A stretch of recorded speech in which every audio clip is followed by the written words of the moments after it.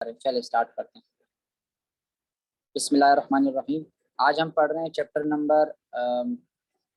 Number 11 जिसका नाम है इकोसिस्टम। ये बॉटनी का चैप्टर है, ये बात याद रखिएगा जहन में। तो यहाँ से शुरू करते हैं हम। तो हमें पता है कि भाई कोई भी लिविंग ऑर्गेनिज्म जो है ना वो अकेले नहीं रहता है ना, और ना ही वो मतलब अकेला रह भी नहीं सकता है। बहुत सारे ऑर्गेनिज्म जो है ना मिलके एक साथ रहते हैं, फिर उनके अराउंड कुछ ना कुछ मटेरियल होता है या उनके अलावा इनके अराउंड कुछ ना कुछ फोर्सेस होती है, कुछ एनर्जी होती है। ये सारी चीजें इसके इर्द गिर्द जो है ना होती है। और ये जो ऑर्गेनिज्म है ये उन सब चीजों के साथ जो है ना इंटरेक्ट कर रहा होता है, सही है ना। उन सब चीजों में नॉन लिविंग चीजें भी बहुत सारी है और कुछ जो है ना वो लिविंग चीजें भी है। जैसे कि अगर अभी एक बंदा दूसरे बंदे के साथ या लिविंग ऑर्गेनिज्म के साथ आप इंटरेक्ट करेंगे तो जाहिर सी बात है वो आपका लिविंग कंपोनेंट है। लेकिन अगर आप नॉन, जैसे अभी अगर आप बैठे हुए हैं, आपके सामने मोबाइल है, उसके अंदर एनर्जी है, वो आपको जो है ना आप पढ़ रहे हैं, तो ये नॉन लिविंग चीज है ना। तो आपको नॉन लिविंग चीज के साथ भी इंटरेक्ट कर रहे हैं और लिविंग चीज के साथ भी इंटरेक्ट कर रहे हैं, सही है ना। तो ये सब चीजें। अच्छा, जो यहाँ से डेफिनेशन आप स्टार्ट करेंगे इकोलॉजी की, तो साइंटिफिक स्टडी है रिलेशनशिप ऑफ लिविंग थिंग्स अपने एक दूसरे के साथ और अपने नॉन लिविंग एनवायरनमेंट के साथ। इसको हम कहते हैं इकोलॉजी। बहुत ही आसान है, इसको मुश्किल करने की जरूरत ही नहीं है, ना इसमें इतना घुसने की जरूरत है, सही है ना। बस बहुत ही आसान डेफिनेशन आप लोगों ने करनी है कि साइंटिफिक स्टडी जो लिविंग थिंग का रिलेशनशिप है आपस में और अपने एनवायरनमेंट के साथ, इसको हम कहते हैं इकोलॉजी। इसका दूसरा जो नाम है वो है एनवायरमेंटल बायोलॉजी। ये भी सेम टू सेम वही है, सही है ना। तो अभी इसको एनवायरमेंटल बायोलॉजी भी कहते हैं और इकोलॉजी भी कहते हैं, दोनों एक ही चीज है। एमसीक्यूज में आ जाता है कि भाई इकोलॉजी का लव सबसे पहले किसने बताया था, या ये टर्म जो थी सबसे पहले इंट्रोड्यूस किसने की थी। तो अर्नेस्ट हैकेल एक साइंटिस्ट है हमारे पास, ये जर्मन बायोलॉजिस्ट है। इन्होंने जो ना ये टर्म आपको सबसे पहले दी थी, सही है ना। जर्मन बायोलॉजिस्ट है, 1869 में इसने सबसे पहले ये टर्म दी थी इकोलॉजी का। तो यहाँ पर आपके पास सिर्फ इतना पता हो जाएगा, ये भी काफी है। फिर हम आते हैं लेवल्स ऑफ ऑर्गेनाइजेशन। देखिए वैसे तो ये टॉपिक मुझे पढ़ाने की बिल्कुल भी जरूरत नहीं है, लेकिन फिर भी जाहिर सी बात है पढ़ाना है मुझे, तो हम पढ़ाएंगे। क्योंकि ये जो आप लोग पढ़ते हो ना, आप लोगों ने पढ़ा होगा पहले भी चैप्टर नंबर 2 के अंदर फर्स्ट ईयर में, कि पहले एटम आता है, फिर एटम से एलिमेंट बनता है, एलिमेंट से जना फिर वो बनता है, क्या नाम है, मॉलिक्यूल बनता है,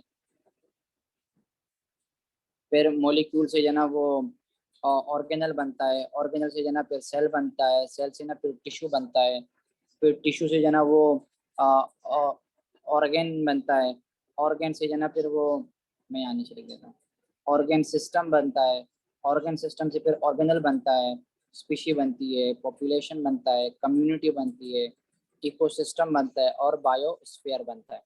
तो ये वही चीज़ें तकरीबन तकरीबन, इसमें बस दो तीन चीज़ें। इसमें जो हम लेवल ऑफ ऑर्गेनाइजेशन पढ़ेंगे ना, वो हम बायोलॉजिकल ऑर्गेनाइजेशन नहीं पढ़ेंगे। हम डायरेक्ट शुरू करेंगे यहाँ से, हम डायरेक्ट शुरू करेंगे इसमें स्पीशी से। तो हम डायरेक्ट यहाँ से शुरू करके ये सारे पढ़ेंगे, ये वाले, सही है ना। और स्पीशी भी नहीं है बल्कि डायरेक्ट लिखा हुआ है, देखें पॉपुलेशन है। और हमें पता है पॉपुलेशन क्या है भाई, सिमिलर इंडिविजुअल्स है जो कि एक साथ रहते हैं, जो कि एक साथ क्या करते हैं, रहते हैं सेम एरिया में, सही है ना, और सेम टाइम में। तो इसको हम क्या कहेंगे, पॉपुलेशन कहेंगे। तो यहाँ चार्ट बना हुआ भी अगर आप देखना चाहो। सबसे पहले ये ऑर्गेनिज्म स्पीशी आ गई, इंडिविजुअल ऑर्गेनिज्म। जब ये सब के सब एक साथ रहते हैं तो वो क्या बनाते हैं, पॉपुलेशन बनाते हैं। क्या बनाते हैं, population. Population is a bigger unit than species. Species जो ना वो छोटा यूनिट होता है जिसमें बहुत सारे ऑर्गेनिजम्स होते हैं, और फिर उससे अगर बहुत सारे ऑर्गेनिज्म को आप एक साथ मिला रहते हो तो वो क्या बना रहते हैं, पॉपुलेशन बना रहते हैं, सही है ना। फिर यहाँ पर दोबारा आ जाए तो जो सेकेंड लेवल है इकोलॉजिकल ऑर्गेनाइजेशन का, वो कम्युनिटी है। अब कम्युनिटी का मतलब क्या होता है कि सारे के सारे अलग अलग किस्म के जो पॉपुलेशन है वो अगर एक जगह पर एक ही टाइम में रह रहे होते हैं तो उसको हम कहते हैं कि भाई इन्होंने कम्युनिटी बनाया। क्या बनाया, कम्युनिटी बनाया, सही है ना। तो ये सेकेंड नंबर का यूनिट है। जैसे पॉपुलेशन की अगर एग्जाम्पल लो, तो जैसे हम एक पॉपुलेशन है, सिमिलर ग्रुप के ऑर्गेनिज्म है ना, हम लिखते हैं ह्यूमंस की एग्जाम्पल। ह्यूमन जो है ना वो एक पॉपुलेशन है, सही है ना। फिर इसी तरह हम एग्जाम्पल ले लेते हैं केट्स की, तो केट्स जो है ना वो एक और पॉपुलेशन है। इसी तरह आप एग्जाम्पल ले लो हमारे इर्द गिर्द जो रहते हैं डॉग्स, वो एक और एग्जाम्पल है, सही है ना। इसी तरह कॉकरोचेज है। तो ये अलग अलग किस्म के सारे पॉपुलेशन है। तो ये सारे पॉपुलेशन जब आपस में मिलते हैं ना, जब ये सारे के सारे पॉपुलेशन आपस में मिलते हैं तो ये क्या बनाते हैं, कम्युनिटी बनाते हैं। क्या बनाते हैं, कम्युनिटी। तो याद रखना पॉपुलेशन एक सिंगुलर है, मतलब स्पेसिफिक ऑर्गेनिजम्स के बारे में बात करते हैं, लेकिन अगर आप बहुत सारे ऑर्गेनिजम्स को आपस में मिलाएंगे तो वो कम्युनिटी बनाएंगे। तो जो हमारी कम्युनिटी है ना, जैसे आस पास आप लोग की कम्युनिटी होती है, और इसमें जो ना इंसान भी है, तो इंसान एक पॉपुलेशन है, कुत्ते होते हैं, बिल्लियाँ होती है, बहुत सारी और कॉकरोचेज होते हैं, ये आपके पास लेजर्ड्स है, हमारे इर्द गिर्द बहुत सारी अलग अलग किस्म की पॉपुलेशन है। तो ये सब मिलके क्या बनाते हैं, कम्युनिटी बनाते हैं। क्या बनाते हैं, कम्युनिटी बनाते हैं। फिर ये देखिए ग्रुप ऑफ पॉपुलेशन जैसा ही है ना। फिर ये जो कम्युनिटी होती है ना, ये फिर अपने आपस में इंटरेक्ट करने के अलावा ये नॉन लिविंग इन्वायरमेंट के साथ भी इंटरेक्ट कर रहा होता है, सही है ना। तो जब ये नॉन लिविंग इन्वायरमेंट के साथ इंटरेक्ट करना शुरू करे, ये जो पॉपुलेशन है, जब ये जो कम्युनिटी है, जब ये नॉन लिविंग एनवायरनमेंट के साथ इंटरेक्ट करना शुरू करे और उसके साथ मिलकर कोई फंक्शन परफॉर्म करे, तो इसको हम कहते हैं इकोसिस्टम। ये तीसरा level of biological level of organisation है, इसको फिर हम क्या कहते हैं, इकोसिस्टम कहते हैं। तो ये रहा हमारे पास इकोसिस्टम। मैंने बताया जब कम्युनिटी एनवायरनमेंट के साथ इंटरेक्ट करे, किसके साथ करे भाई, एनवायरनमेंट के साथ।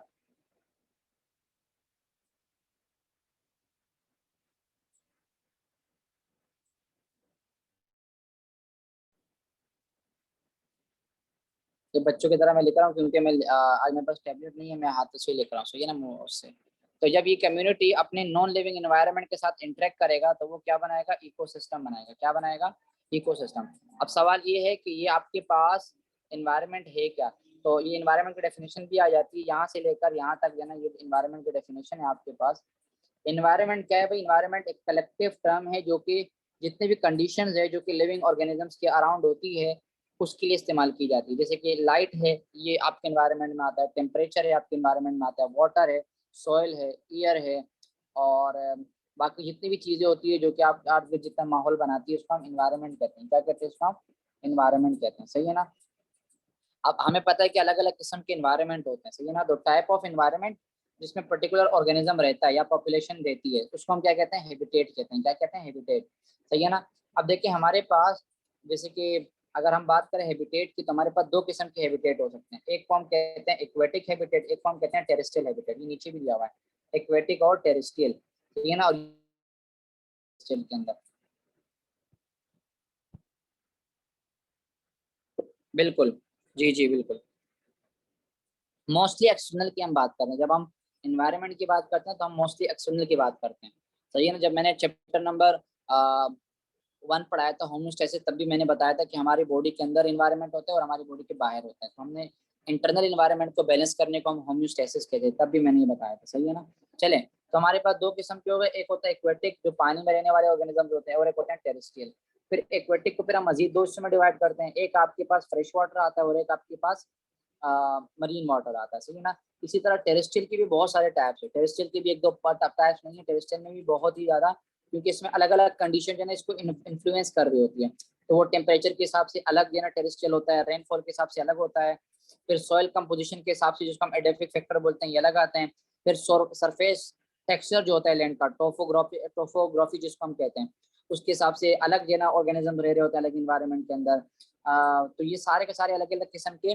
और ये जो है ना, ये जो लैंड के एक्वेटिक और जो टेरेस्ट्रियल वो है, क्या नाम है, इसको हम इस चैप्टर में पढ़ेंगे। मैं बताता हूँ आपको, इसको हम पढ़ेंगे।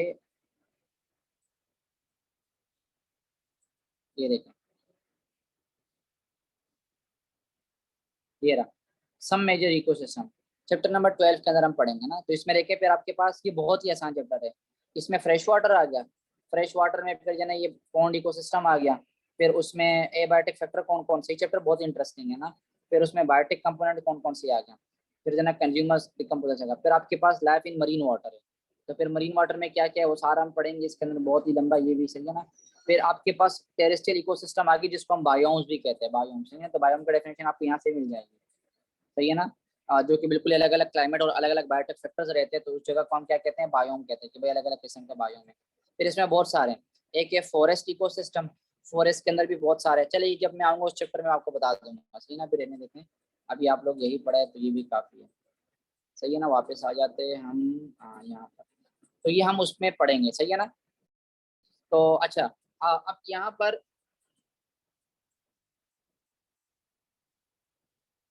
अच्छा जनाब, तो इन सब क्या नाम है, इन सब फैक्टर्स को देखते हुए, क्लाइमेटिक फैक्टर्स को देखते हुए और जियोग्राफिकल बैरियर्स को देखते हुए ऑर्गेनिज्म को अलग अलग डिस्ट्रीब्यूट किया गया है ना।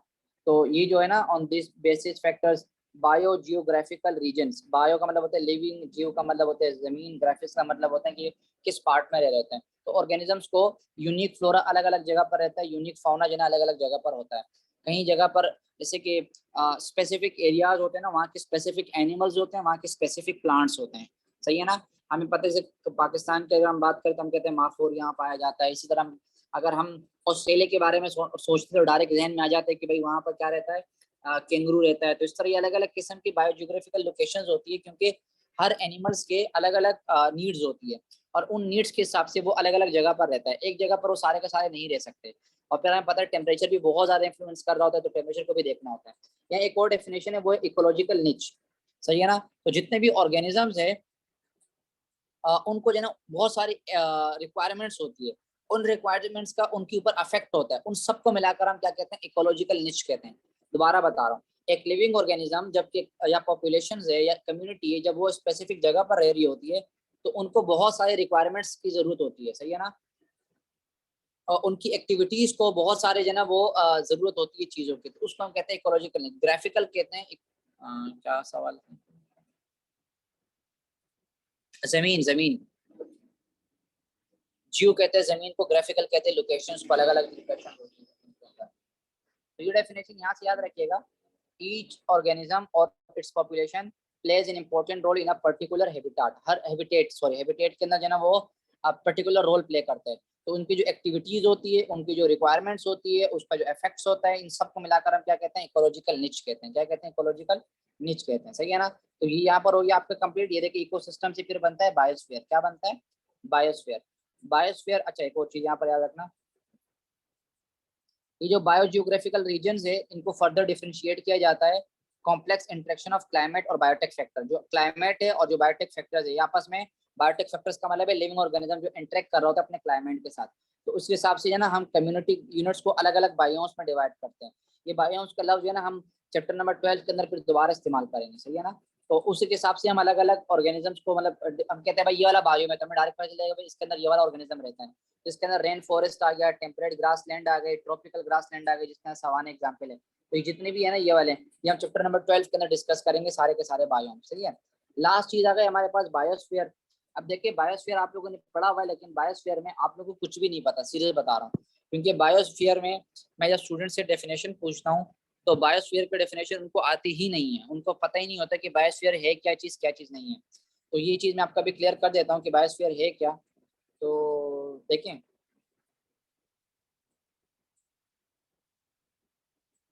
बायोस्फीयर देखें, मैं यहाँ से निकाल के दिखाता हूँ आप लोगों को।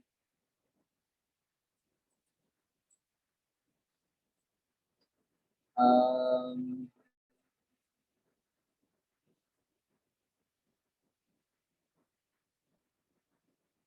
यहाँ पर अगर मैप मुझे मिल जाती है तो वेल एंड गुड।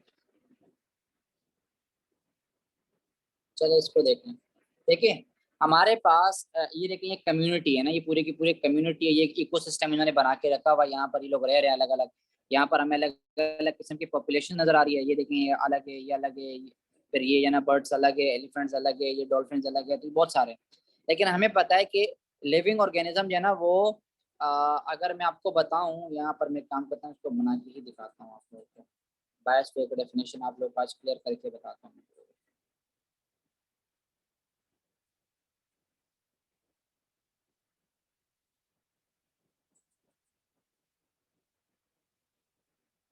चलें, तो देखें ये हमारे पास है अर्थ, सही है ना, दिस इज अर्थ। अब भाई माउस से ऐसे ही बनेगा, इसके अलावा नहीं बनेगा माउस से, सही है ना, अर्थ है। अब हमें पता है कि लिविंग ऑर्गेनिज्म जो है ना वो जमीन के अंदर भी रहते हैं, एक सतह तक है वहां तक जमीन के अंदर ऑर्गेनिज्म रहते हैं, और फिर इस और जमीन से ऊपर भी एक सतह है वहां तक ऑर्गेनिज्म रहते हैं। तो यहाँ पर एक ऐसे समझ लो कि ओजोन लेयर है, जहां तक आपके पास ऑक्सीजन होती है, जहां तक ऑर्गेनिज्म रह सकते हैं। तो ये जो पूरा का पूरा एरिया है ना, जहां पर ऑर्गेनिज्म जिंदा रह सकते हैं, अर्थ के बिल्कुल सरफेस से लेकर जहां तक ऑर्गेनिज्म रहते हैं, कितना भी किलोमीटर हो सकता है, 10-12 किलोमीटर, और अर्थ के ऊपर 20 किलोमीटर तक, जिसको यहाँ तक ऑर्गेनिज्म रह सकते हैं इस इन्वायरमेंट में। क्योंकि यहाँ ऑक्सीजन भी होगा, यहाँ पूरा का पूरा इन्वायरमेंट पाया जाता है ना, तो उसके अंदर ऑक्सीजन होता है, कार्बन डाइऑक्साइड होता है, सारी सारी चीजें मौजूद होती है। तो बहुत सारे जो माइक्रोब्स होती हैं वो जो है माइक्रोब्स जो होते हैं वो इस इन्वायरमेंट के अंदर अर्थ से बहुत ऊपर सरफेस तक रह रहे होते हैं, 20 किलोमीटर तक रह रहे होते हैं। तो ये जो पूरा का पूरा एरिया है अर्थ के नीचे से लेकर जहाँ पर लिविंग ऑर्गेनिज्म स्टार्ट होते हैं और वहां तक जहाँ तक लिविंग ऑर्गेनिज्म जी सकते हैं। याद रखना सिर्फ अर्थ के सरफेस के ऊपर लाइफ एग्जिस्ट नहीं करती, अर्थ के सरफेस के ऊपर सिर्फ और सिर्फ लाइफ एग्जिस्ट नहीं करती, अर्थ के नीचे भी लाइफ एग्जिस्ट करती है और अर्थ के सरफेस के बहुत ऊपर तक भी लाइफ एग्जिस्ट कर रही होती है। तो वो जो अर्थ के बहुत ऊपर से लेकर अर्थ के बिल्कुल नीचे तक जहां तक लाइफ एग्जिस्ट करती है, इस सबको मिलाकर हम क्या कहते हैं, इन सबको मिलाकर हम कहते हैं बायोस्फीयर। समझ में आ रही है? ये बात समझ में आ गई आप लोग या नहीं? जल्दी से बता दें मुझे।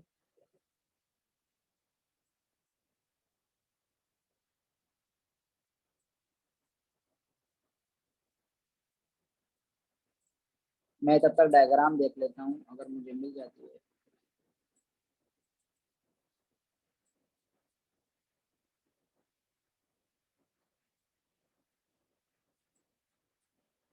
देखिए यहाँ पे ये डायग्राम है, अगर आप इसको देखें तो ये समझ लीजिए जो ग्रीन ग्रीन है ना, लेके रुक यहाँ पे तो नजर ही नहीं आ रहा।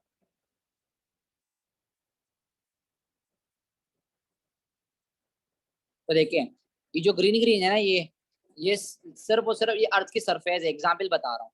अर्थ की सरफेस है ना, ये समझ लो अर्थ की सरफेस है। लेकिन जो लाइफ एग्जिस्ट करती है ना, वो इतनी ऊपर तक जाके लाइफ एग्जिस्ट कर रही होती है, या इतनी ऊपर तक जाए लाइफ जाके एग्जिस्ट कर रही है, इतनी ऊपर तक जाके लाइफ एग्जिस्ट कर रही है।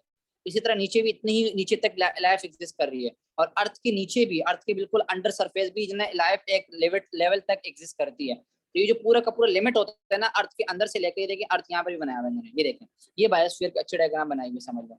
सही है ना? तो ये जो ना अर्थ की ऐसे जगह है जहाँ पर हो सकता है लाइफ एग्जिस्ट ना करे। ये देखें ये पूरा का पूरा बायोस्फीयर नजर आ रही है, नजर आ रही है। ये मैं ये बताना चाह रहा हूँ कि अर्थ की कुछ लेयर्स होती हैं। तो अर्थ की जो नीचे वाली लेयर्स है ना, फॉर एग्जाम्पल ये है और ये, इन दोनों में लाइफ एग्जिस्ट कर सकती है, इन दोनों में लाइफ एग्जिस्ट कर सकती है। तो यहाँ से लेकर ये पूरा, हम सिर्फ अर्थ सरफेस की बात करते हैं ना, तो सिर्फ अर्थ सरफेस की हम बात नहीं करेंगे, बल्कि अर्थ सरफेस से बहुत ऊपर तक, बहुत ही ऊपर तक 20 किलोमीटर तकरीबन आता है ये, यहाँ तक, यहाँ पर ये एटमॉस्फेयर मौजूद होते हैं, तब तक ये लाइफ एग्जिस्ट कर सकती है। तो उसको हम क्या कहेंगे? बायोस्फीयर कहेंगे। बायोस्फीयर समझने की कोशिश करना, मैं बार बार ये चीज रिपीट इसलिए कर रहा हूँ क्योंकि बायोस्फीयर की डेफिनेशन स्टूडेंट को क्लियर ही नहीं होती। तो अर्थ का वो सरफेस, अर्थ के ऊपर तक वो सरफेस जहां तक एटमॉस्फेयर मौजूद है, और अर्थ के बिल्कुल अंडर तक वो सरफेस जहां तक ऑर्गेनिज्म जिंदा रह सकते हैं, उन सबको मिलाकर हम क्या कहते हैं? बायोस्फीयर कहते हैं।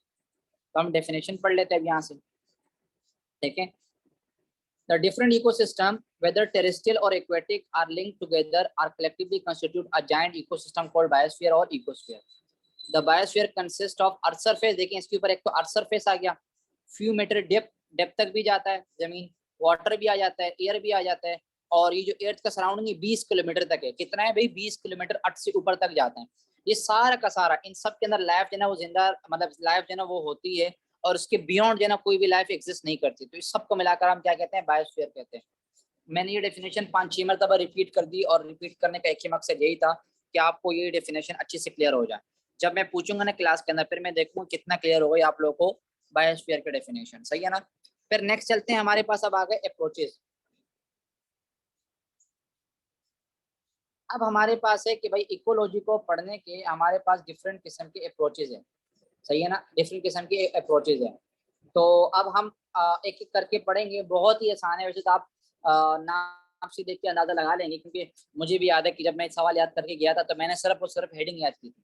हेडिंग को देखते मैंने खुद ही लिखा था पूरा का पूरा। तो आप लोग भी ऐसा कर सकते हो, इस आप सिर्फ हेडिंग को देखो, और हेडिंग को देखो आप अपना मैटर अंदर जाना उसके अंदर फिल कर सकते हैं। तो यहाँ पर हमारे पास डिफरेंट किस्म की अप्रोचेज है। एक ये पॉपुलेशन अप्रोच जिसको हम ऑटोकोलॉजी भी कहते हैं, फिर कम्युनिटी अप्रोच जिसको हम सिंकोलॉजी भी कहते हैं, फिर इकोसिस्टम अप्रोच है, हैबिटेट अप्रोच है, एवोल्यूशनरी और हिस्टोरिकल अप्रोच है। तो ये हमारे पास आ, 1 2 3 4 5 6 किस्म के अप्रोचेज है। सही है ना? ये देखें 11.1 2 3 4 5 6, ये 6 किस्म की अप्रोचेज हैं। इनको हम देखते हुए इकोलॉजी के बारे में स्टडी कर सकते हैं। सही है ना? नंबर 1 है पॉपुलेशन अप्रोच, जिसको हम आर्टियोकोलॉजी भी कहते हैं। सही है ना? ये लिखा हुआ भी है यहाँ पर। बहुत ही आसान है, बहुत ही आसान है, बार बार मैं कहूँगा बहुत ही आसान है। इसमें आपने करना क्या, 10 मिनट रहेगा, 10 मिनट में ये कंप्लीट करना चाहूंगा। देखो इसमें करना क्या, आपने इंडिविजुअल स्पीशीज की स्टडी करनी है, पॉपुलेशन की स्टडी करनी है। एक सिंगल पॉपुलेशन आपने उठाना है, उसकी स्टडी करना है, उसकी स्टडी करनी है। फिर उनके दरमियान में इंटर रिलेशन मालूम करना है कि भाई उन इंडिविजुअल के स्पीशीज के दरमियान आपस में किस तरह इंटरेक्शन होता है, और उसका एनवायरनमेंट के साथ किस तरह से इंटरेक्शन है। सही है ना? तो ये सब मिला के हम क्या कहते हैं, उसको पॉपुलेशन अप्रोच कहते हैं, कि भाई हम इकोसिस्टम को स्टडी कर रहे हैं, इकोलॉजी को स्टडी कर रहे हैं एक पर्टिकुलर पॉपुलेशन को लेकर। क्लियर है? यहाँ पर एक एग्जाम्पल है, अगर एक मैंगो है, मतलब एक मैंगो ट्री है गार्डन के अंदर है, और आप उस मैंगो ट्री को स्टडी करना चाह रहे हो, तो इसको हम क्या कहेंगे, ऑर्टिकोलॉजी कहेंगे या पॉपुलेशन अप्रोच कहेंगे, सही है ना। उसका नेचर आपने स्टडी करना है, सही है ना, या फिर उसके केमिकल पॉल्यूशन के बारे में स्टडी करना है, और या फिर ये देखना है कि भाई 100 मैंगो जो है ना वो किस तरह से उगते हैं वहां पर। तो ये पूरा का पूरा आप एक इकोलॉजी के बारे में स्टडी कर रहे हैं, लेकिन आप सिर्फ और सिर्फ एक ही प्लांट के बारे में स्टडी करते हुए सारा का सारा मालूम करने की कोशिश कर रहे हैं। सेकेंड आ जाते हैं हमारे पास कम्युनिटी अप्रोच, या जिसको आप सिंकोलॉजी भी कहते हैं। दोबारा बहुत ही आसान है, कम्युनिटी के बारे में आपको बता चुका हूँ। कम्युनिटी इसको कहते हैं जहाँ पर एक से ज्यादा पॉपुलेशन वहां पर रह रही होती है। तो आपने कम्युनिटी अप्रोच में क्या करना है, आपने कम्युनिटी अप्रोच में डिफरेंट पॉपुलेशंस की स्टडी करनी है, उनके आपस में इंटरेक्शन देखना है, उनका इंटरेक्शन अपने इन्वायरमेंट के साथ देखना है, आपस में इंटर रिलेशन देखना है, और उनका इन्वायरमेंट के साथ वो देखना है, क्या नाम है, रिलेशन देखना है। तो इसको हम कहते हैं कम्युनिटी अप्रोच, या इसको हम सिंकोलॉजी भी कहते हैं, या फिर इसको हम बायोसिनोटिक्स भी कहते हैं। क्लियर है, ये दोनों के तीनों टर्म्स एक ही के लिए इस्तेमाल किए जाते हैं, सही है ना। अच्छा, इसी से हमें पता चलता है सक्सेशन के बारे में, इसी से हमें पता है क्लाइमैक्स के बारे में। अच्छा, ये दोनों चीज क्या है, सक्सेशन और क्लाइमैक्स। प्रोग्रेसिव चेंजेस आती है कम्युनिटी के अंदर जब तक एक स्टेबल कम्युनिटी वहां पर आके ग्रो नहीं करती। फॉर एग्जाम्पल, एक जगह पर एक कम्युनिटी बन रही है, तो शुरू में ऐसे नहीं होता कि डायरेक्ट आके कम्युनिटी बनना स्टार्ट हो जाती है। ये बहुत ही बेहतरीन टॉपिक यहाँ पर दिया हुआ है आपके पास इस चैप्टर के एंड में। इस चैप्टर के एंड में यहाँ पर, एक मिनट, इस सक्सेशन के बारे में जाना यहाँ लिया हुआ है, देखें ये रहा इकोलॉजिकल सक्सेशन। ये पूरा का पूरा एक टॉपिक है। इसमें फिर प्राइमरी सक्सेशन आ जाती है और सेकेंडरी सक्सेशन आ जाती है, सही है ना। और इसके अंदर फिर मजीद भी है, एक है हाइड्रोसर्स। अब ये कैसे आ गए इसमें, ये 7-8 पॉइंट है, ये इसका लॉन्ग सवाल आता है, इसका लॉन्ग सवाल आता है। फिर आता है जीरो सर्स, सही है ना। तो ये दो जो आपके पास है, हाइड्रोसर्स और जीरो सर्स, इनका लॉन्ग क्वेश्चन आता है। ये बेसिकली सक्सेशन है। सक्सेशन बोलते हैं कि भाई एक जगह है, वहां पर लिविंग ऑर्गेनिजम्स की आबादी किस तरह से बढ़ी। पहले वहां पर एक जना वो पूरा का पूरा एरिया ऐसा था कि वहां पर कोई लिविंग ऑर्गेनिज्म नहीं रह सकता था। तो आहिस्ता आहिस्ता करते करते करते किस तरह से जना सारे के सारे एक ग्रोथ हुई, एक जना इस तरह से आबादी बन गई यहाँ पर ऑर्गेनिज्म अब रह रहे हैं। तो उसको हम सक्सेशन कहते हैं। तो ये जो कम्युनिटी है ना, कम्युनिटी अप्रोच, ये हमें बताती है, हमें हेल्प करती है सक्सेशन में भी। हम कम्युनिटी के बारे में स्टडी करेंगे तो हमें उसके बारे में भी हेल्प मिल जाएगी, सही है ना। फिर हमारे पास आता है इकोसिस्टम। इकोसिस्टम अप्रोच में क्या करना है, आपने पूरे की पूरी इकोसिस्टम के बारे में करना है। ये जो है ना development in ecology most recent है, मतलब एमसीक्यूज में भी आ सकता है कि भाई जो रिसेंट वाला है वो कौन सा है। तो आपने इकोसिस्टम अप्रोच लगा देना है। अच्छा जनाब, इसमें क्या है, इकोसिस्टम जो ना वो नहीं, सक्सेशन जो है ना वो शुरू होती है, और क्लाइमैक्स जो है ना वो एंड होता है, एंड। क्लाइमैक्स जैसे फिल्म का क्लाइमैक्स होता है ना, तो क्लाइमैक्स इज द एंड। कोई सक्सेशन अगर शुरू हो रही है तो उसका एंड क्या रिजल्ट निकलेगा, उसको हम क्लाइमैक्स कहते हैं। जैसे आप लोगों ने सेकंड ईयर पढ़ना शुरू किया हुआ है, अब आपका क्लाइमैक्स कब आएगा, जब आपका रिजल्ट आएगा, तब जाके पता चलेगा कि भाई क्लाइमैक्स अच्छा हुआ या क्लाइमैक्स बुरा हुआ। कुछ फिल्मों का क्लाइमैक्स अच्छा होता है, कुछ फिल्मों का क्लाइमैक्स अच्छा नहीं होता। अब आपकी मूवी का हमने क्लाइमैक्स देखना है कि आपकी मूवी का क्लाइमैक्स अच्छा निकलता है या फिर वो बुरा निकलता है। वो तब पता चलेगा जब आपका रिजल्ट आएगा, और आपका रिजल्ट आपके हाथ में आएगा, तब आपको पता चलेगा कि भाई हमने मूवी क्रिएट करने में कितनी मेहनत की और कितनी मेहनत नहीं की। क्लियर है। अच्छा, इकोसिस्टम अप्रोच में आप क्या करते हैं, दो चीजें होती है इसके अंदर, टू थिंग्स है इसके अंदर। एक है एनर्जी का फ्लो। आपको पता है एनर्जी का फ्लो कैसे होता है भाई, पहले सनलाइट है, उससे प्रोड्यूसर्स, प्रोड्यूसर से कंज्यूमर्स, कंज्यूमर से डिकम्पोजर्स। तो ये सनलाइट इस तरह फ्लो करती है। और इसके अलावा मैटर का साइकिलिंग, लिविंग थिंग्स और नॉन लिविंग कंपोनेंट्स के दरमियान मैटर किस तरह से साइकिल करता है। ये भी बहुत आसान है, नाइट्रोजन का साइकिल नीचे दिया हुआ है। जैसे कि अगर कोई, या कार्बन साइकिल है, होता क्या है, कोई अगर ऑर्गेनिज्म है वो बना हुआ है नाइट्रोजन वगैरह से, तो वो लिविंग चीज है। लेकिन जब वो मरदा है, हम उसको जमीन में दफनाते हैं, फिर जो है ना उसके ऊपर डिफरेंट किस्म के बैक्टीरिया और फंजाई जो है ना वो उसको डिकम्पोज करने का काम करते हैं। डिकम्पोज करने के बाद जितना भी वो जो नाइट्रोजन होता है वो सॉइल के अंदर जाता है। सॉइल से वो फिर मतलब वो सॉइल के अंदर गया तो उसका मतलब वो क्या हो गया, नॉन लिविंग कंपोनेंट हो गया। फिर वो दोबारा जब वो प्लांट जो है ना वो बनेगा, तो वो प्लांट के अंदर अपना किरदार अदा करेगा, तो प्लांट को बनाने में काम करेगा, तो वो लिविंग में दोबारा आ गया। फिर प्लांट से जो है ना वो जब प्रोड्यूस जो कंज्यूमर्स है, जो हम है ओमनीवोर से, जो हार्बीवोर से, वो प्लांट को खाएंगे तो उन्हें मुंतकिल होगा। फिर वो उनकी बॉडी का कोई स्पेसिफिक प्रोटीन बनाने का काम करेगा, तो वो दोबारा लिविंग हो गया, सही है ना। फिर हमारे पास ये सब चीजें हैं यहाँ पर।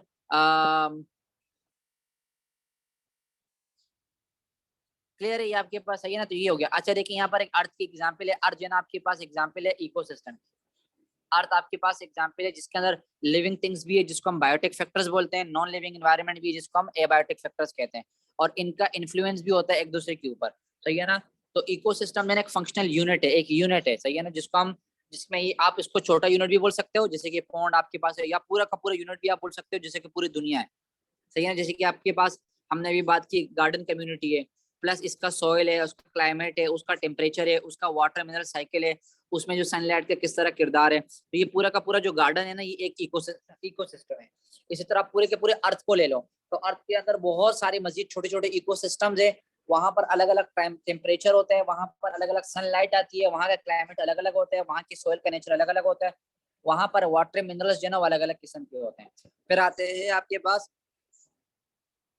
हैबिटेट अप्रोच, ये ना हैबिटेट अप्रोच। हैबिटेट कहते हैं भाई कोई ऑर्गेनिज्म स्पेसिफिक जगह पर किस तरह रह रहा है, पर्टिकुलर फिजिकल कंडीशंस वहां पर क्या है। जैसे यहाँ लिखा हुआ है कितना शेलो है, fast moving cold water stream है या नहीं है। तो ये अलग अलग किस्म के, ये ट्राउट के बारे में बात की जा रही है ना, स्पेसिफिक ट्राउट ऐसी जगह पर रह रहा होता है। तो ये एक किसी भी ऑर्गेनिज्म की जगह के रहने को हम क्या कहते हैं, उसका हैबिटेट कहते हैं। तो अगर हम उसको हैबिटेट के बारे में स्टडी करेंगे तब भी हम इकोलॉजी के बारे में स्टडी कर सकते हैं, सही है ना। तो आप फिजिकल इन्वायरमेंट के बारे में स्टडी करेंगे कि भाई वहाँ सॉइल कैसा है, मॉइस्चर कैसा है, टेम्परेचर कैसा है, लाइट कैसी है, ये सब के बारे में आप क्या करेंगे, स्टडी करेंगे। इसके अलावा आप इसको माइक्रो हैबिटेट में भी डिवाइड कर सकते हैं, या स्मॉल हैबिटेट्स के अंदर भी आप इसको अपने हिसाब से डिवाइड कर सकते हैं। तो अगर आप पर्टिकुलर ऑर्गेनिजम्स के हैबिटेट के बारे में स्टडी करेंगे तो हैबिटेट दो किस्म का होता है, एक होता है एक्वेटिक, एक होता है टेरेस्ट्रियल। ये दो ब्रॉड डिविजन होती है, सही है ना। फिर आप एक्वेटिक को मजीद डिवाइड करते हैं मरीन के अंदर और फ्रेश वाटर के अंदर, सही है ना।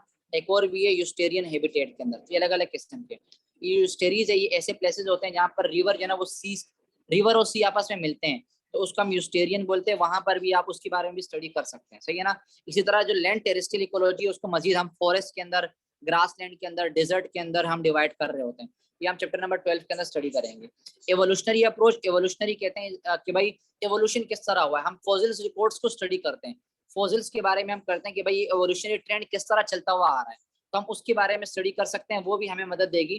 जैसे डार्विन की थ्योरी है नेचुरल सिलेक्शन के बारे में, सही है ना, उससे कहा था कि भाई ओरिजिन ऑफ स्पीशीज किस तरह से होता है। तो ये हम चैप्टर नंबर 10 के अंदर इसके बारे में पढ़ेंगे, सही है ना, डार्विन की थ्योरी के बारे में। तो उसको स्टडी करते हुए भी हम इकोलॉजी के बारे में स्टडी कर सकते हैं। फिर लास्ट आते हैं आपके पास हिस्टोरिकल अप्रोचेस। ये भी वही है कि भाई जो चेंजेस है जो कि डेवलपमेंट के वक्त होती गई है, सही है ना, या मेन के अंदर आदमी की हिस्ट्री के अंदर जो हमारे पास अलग अलग किस्म के टूल्स थे, पहले हमारे पास अलग किस्म के टूल्स थे, अब हमारे पास अलग किस्म के टूल्स हैं। तो ये जितना भी टूल्स के चेंजेस है, ये जो हिस्टोरिकल चेंजेस आ रहे हैं, इसको भी स्टडी करके हम इकोलॉजी तक पहुंच सकते हैं, सही है ना। ये जो स्टडी है पीरियड है, ये 1500 से स्टार्ट होकर मतलब स्टोन एज से स्टार्ट हुआ, 1500 से 3000 बीसी के दरमियान, बहुत ही पुरानी की बात है, सही ना। नीलोटिक पीरियड कहलाता है ये एमसीक्यूज में आ सकता है, ये वाला जो है ना एमसीक्यूज में आ सकता है। 1500 टू 3000 बीसी जो है ना वो नीलोटिक पीरियड कहलाता है, ठीक है ना। तो ये भी हमें एक वो अप्रोच देती है जिसको हम स्टडी करते हुए इकोलॉजी को स्टडी कर सकते हैं।